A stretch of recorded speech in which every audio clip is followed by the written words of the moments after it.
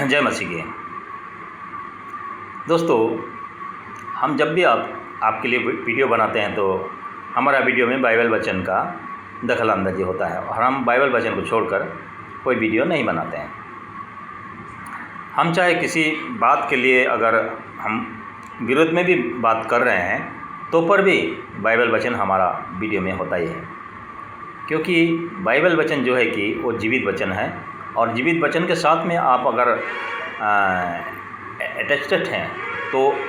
आपको गलती होने नहीं देगा और हमेशा आपको मार्गदर्शन करेगा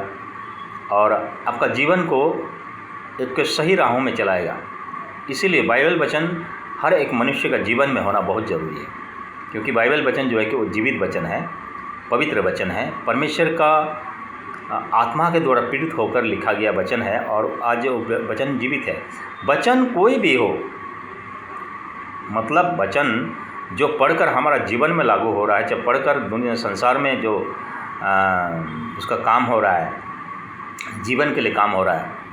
मोक्ष प्राप्ति के लिए काम हो रहा है, इस जीवन के बाद में और एक जीवन में काम हो रहा है, तो वही जीवित वचन है, वही कर सकता है। एक जीवित वचन ही जीवित कार्य कर सकता है। मरे हुए वचन कभी भी जीवित कार्य नहीं कर सकता। इसीलिए मरे हुए वचन का मतलब है मनुष्य का काल्पनिक वचन,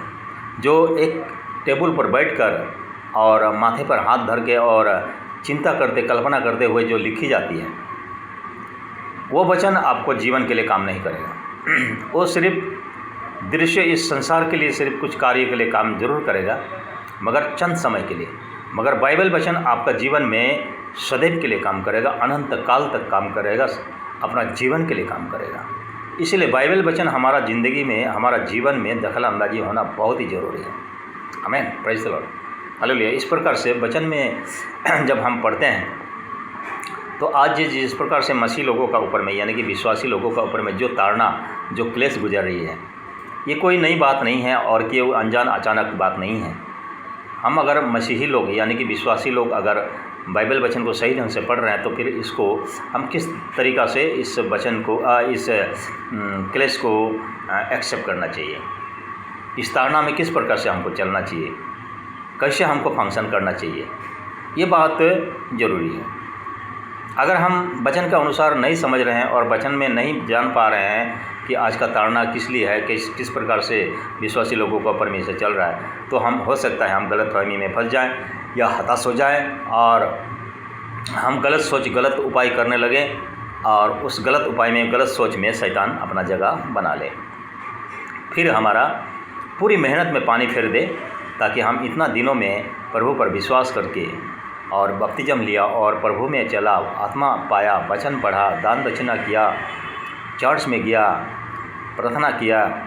उपवास प्रार्थना किया, बहुत कुछ किया परमेश्वर के कामों को, उसके बावजूद भी अगर थोड़ा सा अनजान में, थोड़ा सा गलतफहमी में, अगर थोड़ा सा